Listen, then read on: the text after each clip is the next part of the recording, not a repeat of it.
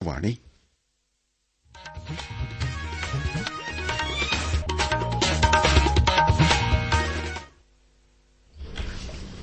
നമസ്കാരം. പ്രാദേശിക വാർത്തകൾ വായിക്കുന്നത് അനിൽ ചന്ദ്രൻ. പ്രധാന വാർത്തകൾ.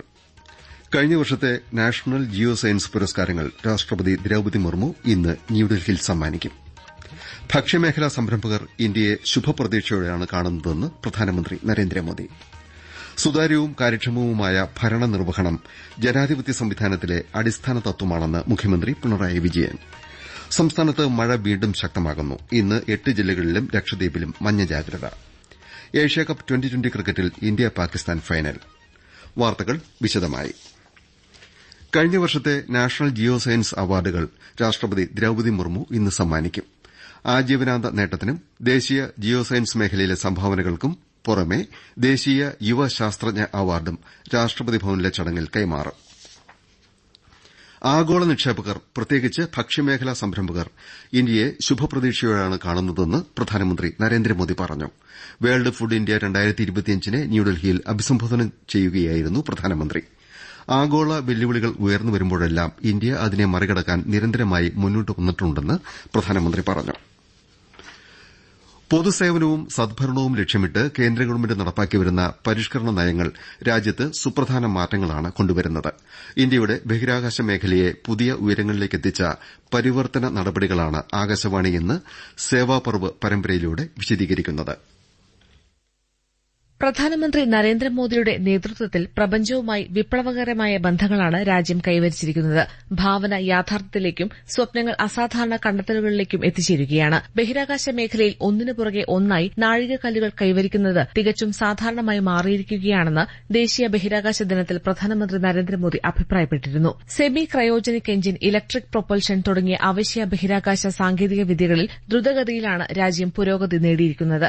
ബഹിരാകാശ രംഗത്തെ ഡോക്കിംഗ്, അൺഡോക്കിംഗ് ശേഷി കൈവരിച്ച 4ാമത്തെ രാജ്യമായി ഇന്ത്യ മാറി.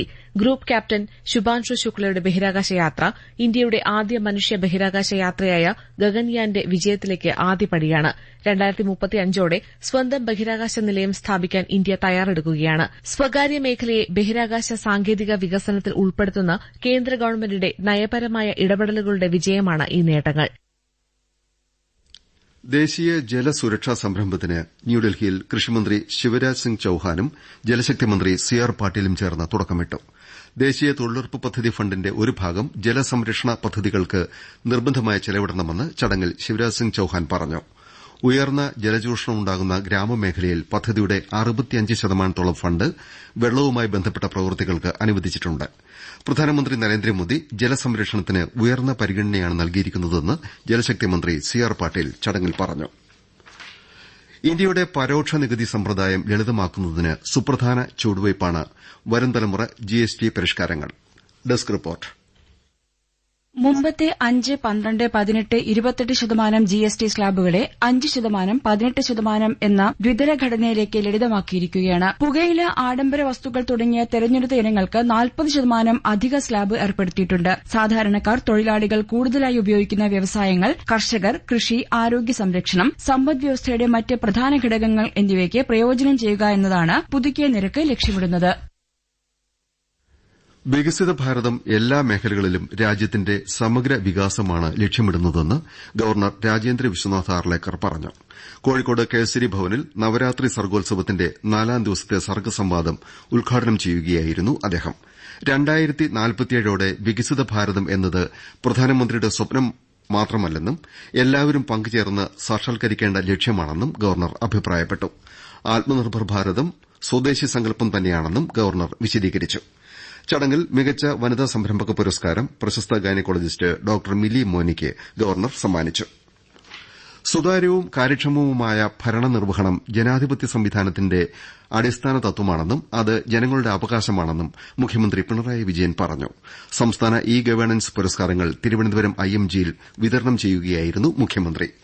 ഭരണ നേതൃത്വവും ഔദ്യോഗിക സംവിധാനവും യോജിച്ച് പ്രവർത്തിക്കുമ്പോൾ മാത്രമേ ഏത് പദ്ധതിയും വിജയത്തിലെത്തൂ എന്നും സദ്ഭരണ ലക്ഷ്യങ്ങൾ നേടാൻ സാങ്കേതികവിദ്യയുടെ സാധ്യതകൾ പരമാവധി ഉപയോഗപ്പെടുത്തണമെന്നും മുഖ്യമന്ത്രി പറഞ്ഞു.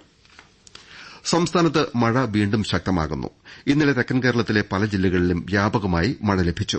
ശക്തമായ മഴ സാധ്യത കണക്കിലെടുത്ത് ഇന്ന് തിരുവനന്തപുരം മുതൽ തൃശൂർ വരെ 8 ജില്ലകളിലും ലക്ഷദ്വീപിലും കേന്ദ്ര കാലാവസ്ഥാ വകുപ്പ് മഞ്ഞ ജാഗ്രത നൽകിയിട്ടുണ്ട്. കൂടുതൽ വിവരങ്ങളുമായി ആകാശവാണി ലേഖകൻ സ്മിതി എം പള്ളുരുത്തി.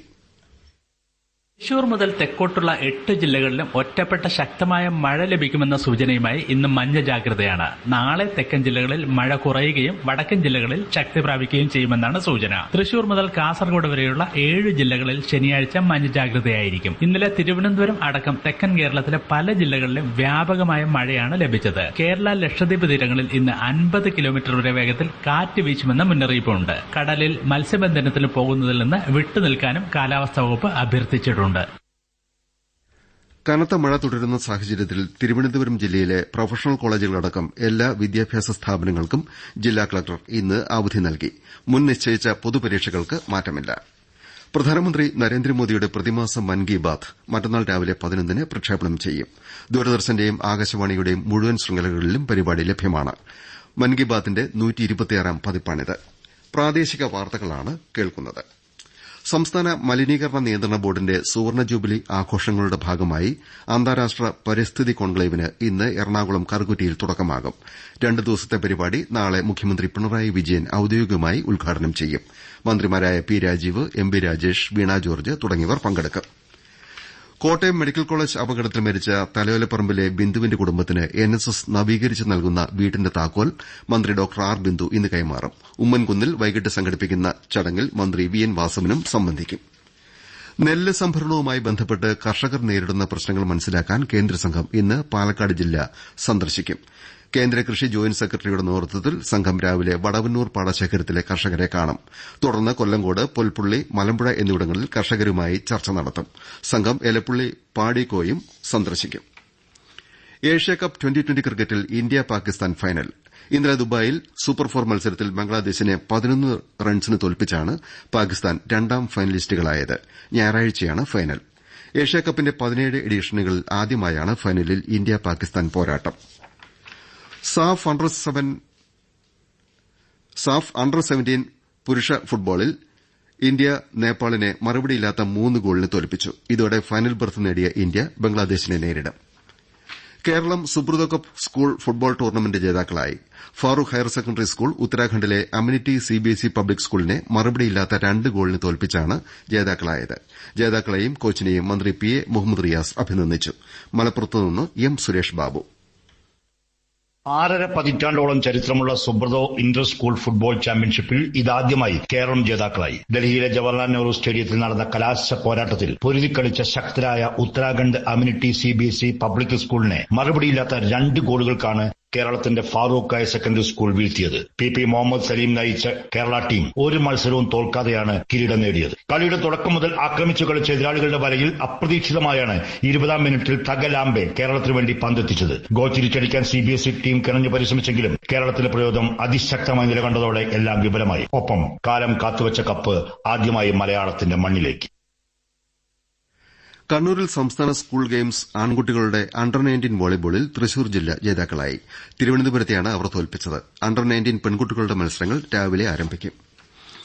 സൌജന്യ ചികിത്സ ഉറപ്പാക്കുന്നതിന് സംസ്ഥാന ഗവൺമെന്റ് വലിയ പ്രാധാന്യമാണ് നൽകുന്നതെന്നും രോഗങ്ങൾക്ക് മുന്നിൽ ആർക്കും നിസ്സഹായരായി നിൽക്കേണ്ടിവരില്ലെന്നും മന്ത്രി വീണ ജോർജ് പറഞ്ഞു.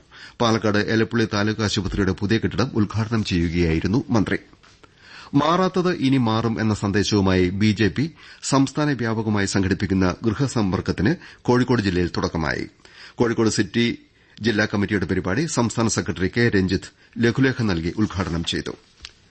ബിവറേജസ് കോർപ്പറേഷന്റെ കാലിക്കുപ്പികൾ ജനുവരി 1 മുതൽ ഏത് ഔട്ട്ലെറ്റിലും തിരികെ നൽകി പണം വാങ്ങാൻ സാധിക്കുമെന്ന് മന്ത്രി MB രാജേഷ് പറഞ്ഞു.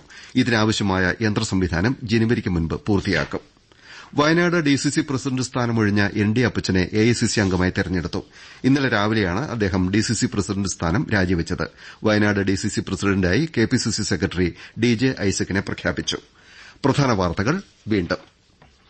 കഴിഞ്ഞ വർഷത്തെ നാഷണൽ ജിയോ സയൻസ് പുരസ്കാരങ്ങൾ രാഷ്ട്രപതി ദ്രൌപദി മുർമു ഇന്ന് ന്യൂഡൽഹിയിൽ സമ്മാനിക്കും. ഭക്ഷ്യമേഖലാ സംരംഭകർ ഇന്ത്യയെ ശുഭപ്രതീക്ഷയോടെയാണ് കാണുന്നതെന്ന് പ്രധാനമന്ത്രി നരേന്ദ്രമോദി. സുതാര്യവും കാര്യക്ഷമവുമായ ഭരണനിർവഹണം ജനാധിപത്യ സംവിധാനത്തിലെ അടിസ്ഥാന തത്വമാണെന്ന് മുഖ്യമന്ത്രി പിണറായി വിജയൻ. സംസ്ഥാനത്ത് മഴ വീണ്ടും ശക്തമാകുന്നു. ഇന്ന് 8 ജില്ലകളിലും ലക്ഷദ്വീപിലും മഞ്ഞ ജാഗ്രത. ഏഷ്യാകപ്പ് 2020 ക്രിക്കറ്റിൽ ഇന്ത്യ പാകിസ്ഥാൻ ഫൈനൽ.